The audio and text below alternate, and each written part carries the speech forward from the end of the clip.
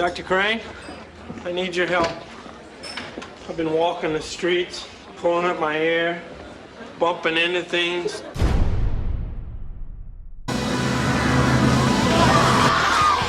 Woody, you've created this whole scenario based on what? A snapshot of an innocent girl in a T-shirt. I mean, look, if you want to straighten things out, why don't you just call her and talk to her? We happy few, we band of brothers. For he who sheds his blood with me this day shall be my brother. You know, I took some French in high school. I think allo means, I've got your girlfriend in my arms, and soon we'll be naked, you stupid cuckold.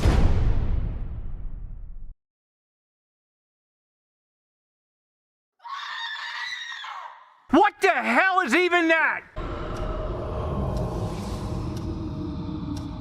A touching story of teenage lesbian love in the face of reality collapsing and Canadian assholes.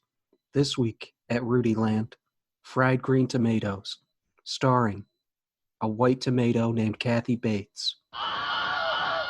What did we really see? We saw 2011's Detention. What are your feelings on Detention? I have a strong suspicion they're going to differ from yours greatly. And I knew that going in, and I don't really care. This movie, it's like ADHD the movie. It reminds me of so many other things. Principally, Aqua Teen Hunger Force because of the idiotic premises and the end with a nonsensical solution. Look, I just came by to tell you that I told the police about your little brain operation. Yeah, and they didn't believe us. No, they didn't. Then we shall call them and show them pictures. The first half of Mad Max Fury Road, in the sense that it doesn't give you a chance to get bored because everything moves so quickly. And obviously The Breakfast Club. I love the sort of schizophrenic humor that comes with. Why don't you tell me how much you hated it? This is probably the worst movie I've ever watched for the show.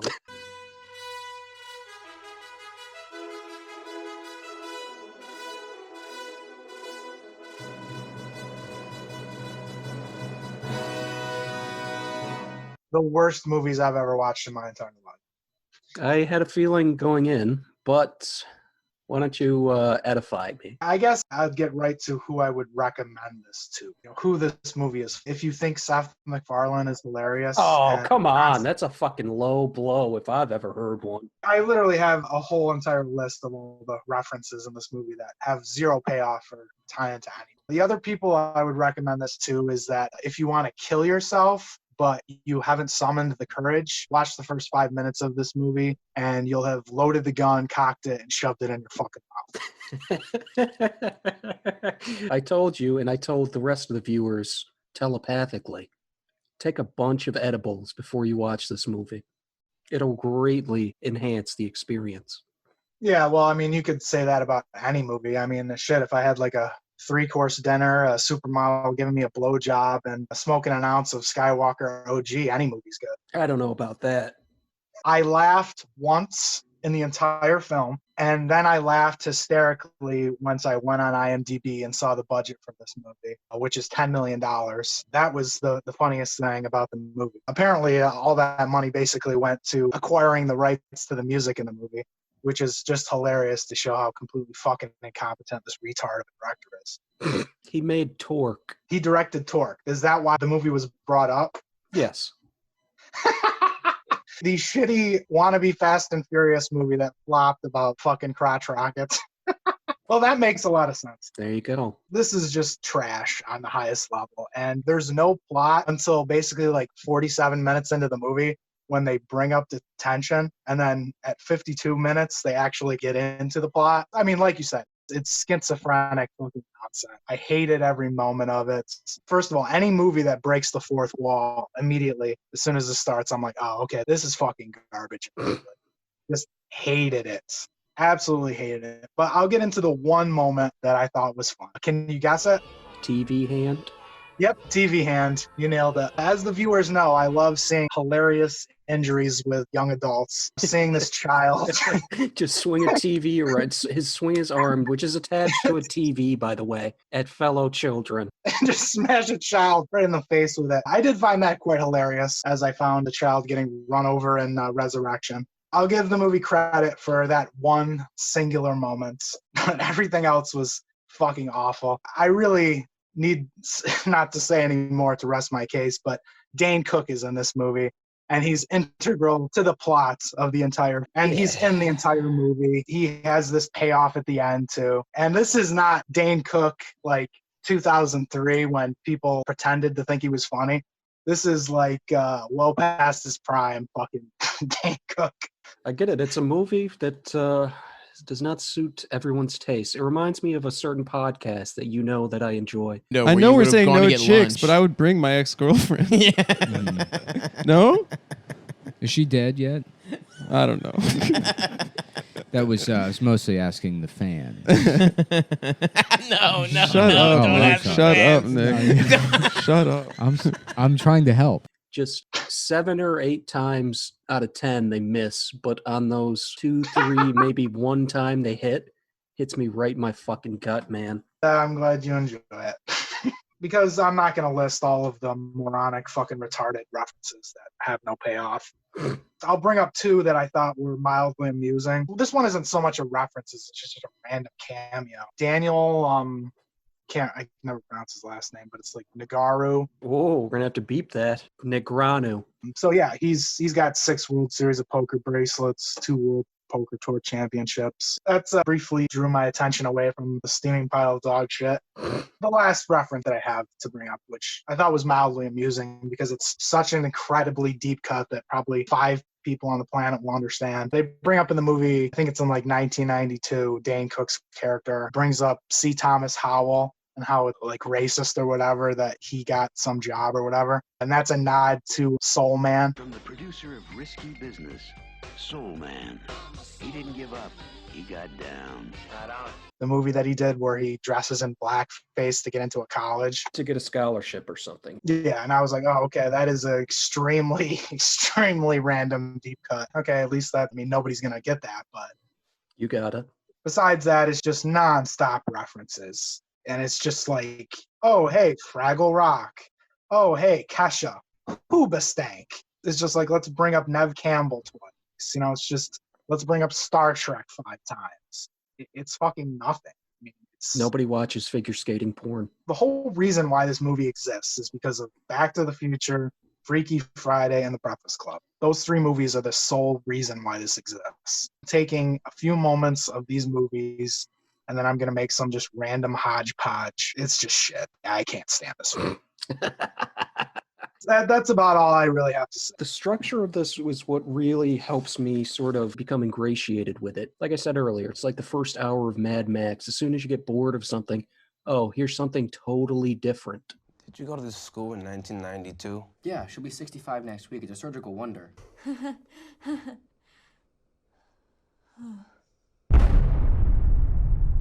Yeah, but you see, for me, I'm annoyed by everything in this movie and everyone. It's just on to the next extremely fucking annoying thing. Okay. See, you think the third act, sort of when they introduce what you say is the plot, is where it starts to at least become watchable, right? I wouldn't say it was watchable, but I would say that's when it started. That's when, like, you would assume the movie would begin. Okay, here's these teens. They all got in trouble. Here they're in detention, except that it takes 52 minutes of this movie. Yeah. See, that's where it loses me. So the random, just 52 minutes of nonsense is what you liked. Yes.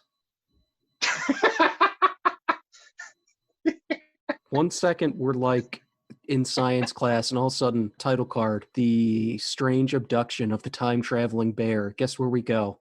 A little shitty set with a bear walking around with antenna who gets abducted by alien. That's right up my alley, my man. We've talked about Aqua Teen Hunger Force. So it's something that I can't watch for like 10 seconds. Oh, wow. Yeah. We're on a different wavelength, man. Like, granted, Aqua Teen Hunger Force, it's not the greatest show. It's like 3 or 4 dudes just got incredibly stoned and decided to come up with the stupidest TV show ever. And even if that's just the premise, let alone the content of the show, I'm on board. Yeah, I guess I'm just too old for that. Fuck you trying to say, bitch? I really enjoy that structure. Well, it has no structure. Exactly. Well, what can I say? We live in a cruel time for creatives.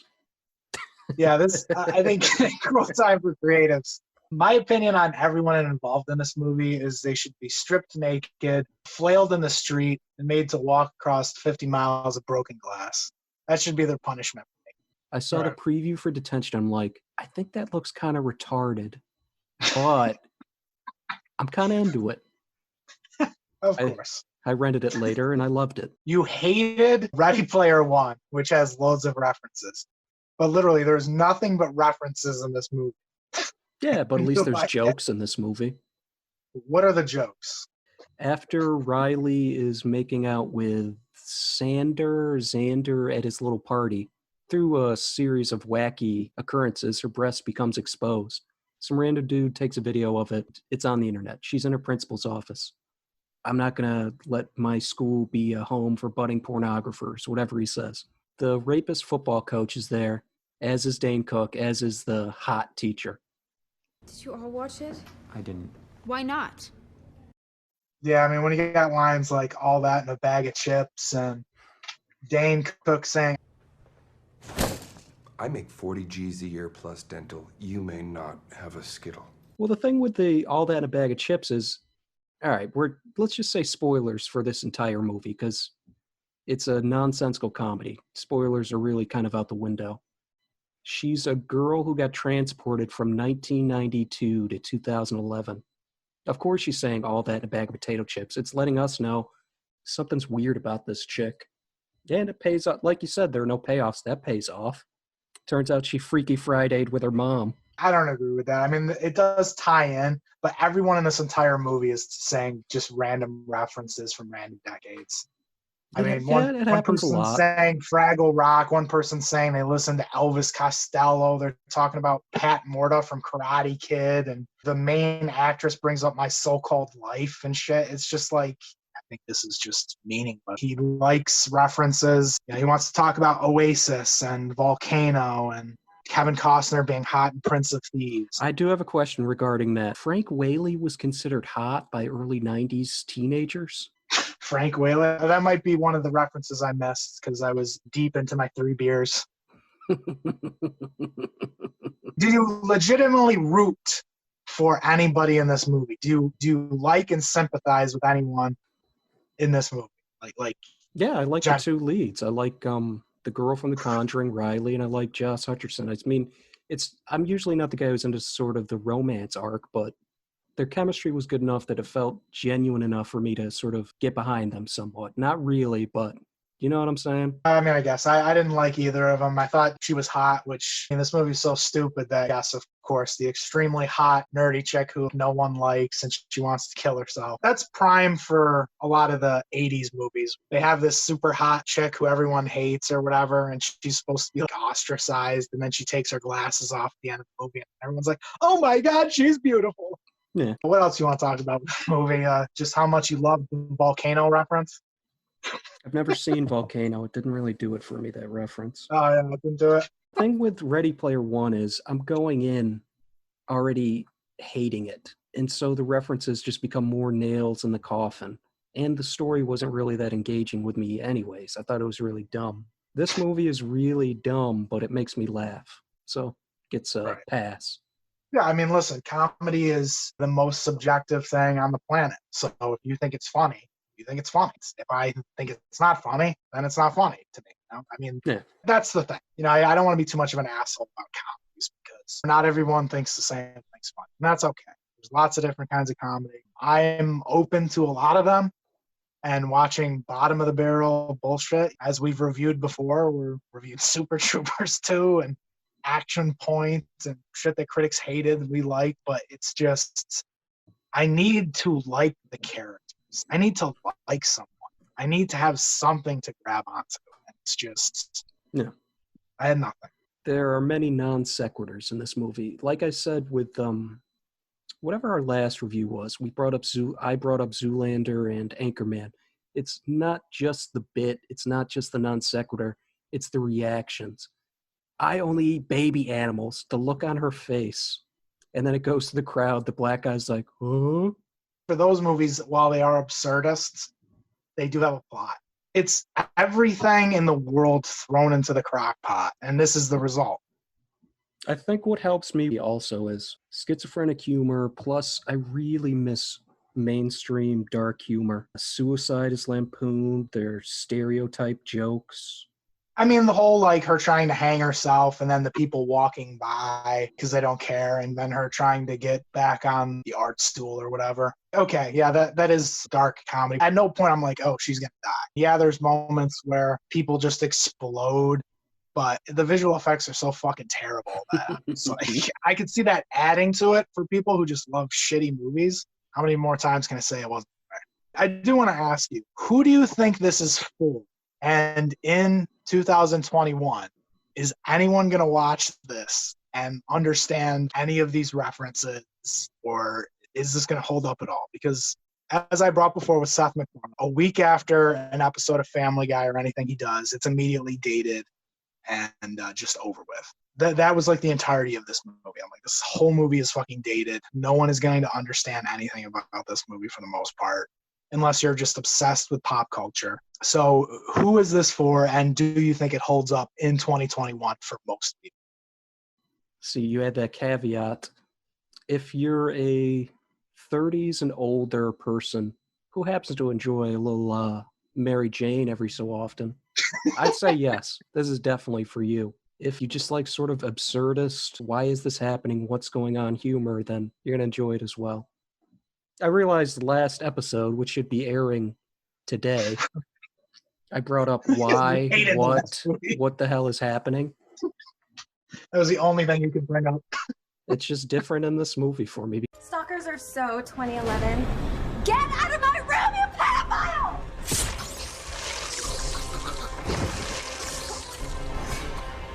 I believe there is a plot, but it's not important. Importance is set on the horror elements, which for the movie it is. Would you say the horror elements are at least executed okay?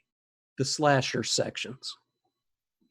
I mean, the beginning was definitely, I wouldn't say an interesting, but it's because it's been done before, but an opening parody of the girl getting killed, which the whole time I was like, oh my God, I hope she gets killed. So obviously that was the whole point. I did like the bandage face mask thing of the killer. I thought that looked good, but I don't think anyone who likes horror and loves horror and is a horror aficionado is going to like this. They're going to fucking hate it.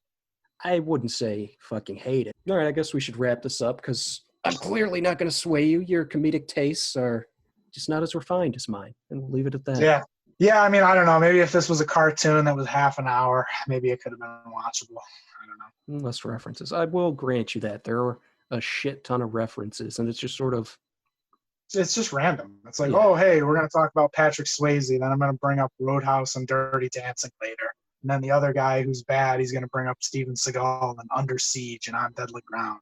Yeah. It's like, okay, who gives a fuck? You're going to bring up the Smurfs randomly. You're going to bring up fucking Kesha, just Michael Keaton and Heath Ledger, and they're like, oh, too soon? That ties into this movie being shelved for a few years. Probably filmed in 2008. I would think so. Because like I said, aside from obviously not many people like you are going to enjoy this movie, and I'm sure studio execs fucking hated it. Yeah. Once Josh Hutcherson got famous off the Hunger Games, then they're like, fuck it, we'll send it to New York, LA, and Miami or something, and then that'll be it. I wonder if there's like any interviews online at all with any of the cast talking about this movie, if anyone decided to talk about this movie. I'm assuming not. Well, let's see right here. All right, I guess that... I'm sure the director did. No recommendation from one of us, a big recommendation from the other. Just get real stoned. So everyone, just get stoned and watch Detention. That's your recommendation. Yes. Would you argue that the world wouldn't be a better place if everyone just did that? Got stoned and watched Detention? No. You cynical prick. The whole fucking world would explode and be destroyed. Everyone would become cannibals and kill everyone. Even better. Bring on the zombie apocalypse, bitch.